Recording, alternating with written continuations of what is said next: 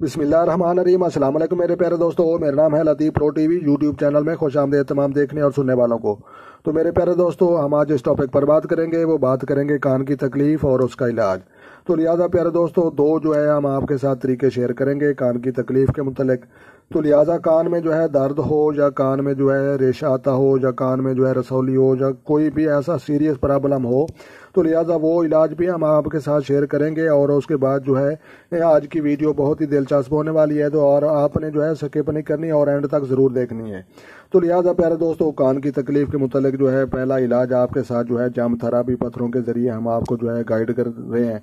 तो लिहाजा सुर्ख मरचान जो है आपने 3 रत्ती इस्तेमाल करना है, और तांबा जो है दरमियानी तांबे के फ्रेम में। तो लिहाजा सुर्ख मरचान 9 रत्ती तांबे के फ्रेम में और दूसरी उंगली में।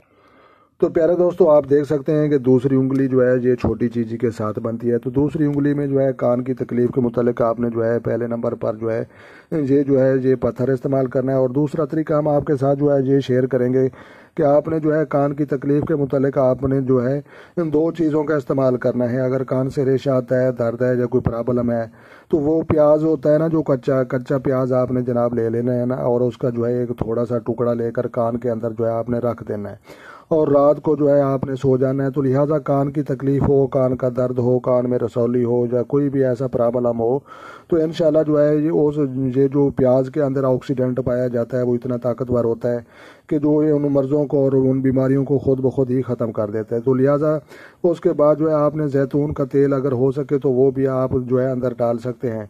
तो लिहाजा जैतून का तेल और कच्चा प्याज उसका इस्तेमाल करें, और सुर्ख मरचान 9 रत्ती जो है तांबा वो दरमियानी उंगली में आप जो है पहन सकते हैं, छोटी उंगली के पास जो पाई जाती है। तो लिहाजा जनाब, ये वीडियो अच्छी लगी हो तो आपने लाइक भी करनी है, और चैनल पर नए हैं तो चैनल सब्सक्राइब कर लें ताकि मज़ीद इस तरह की अच्छी वीडियो सबसे पहले आपको मौसूल हों।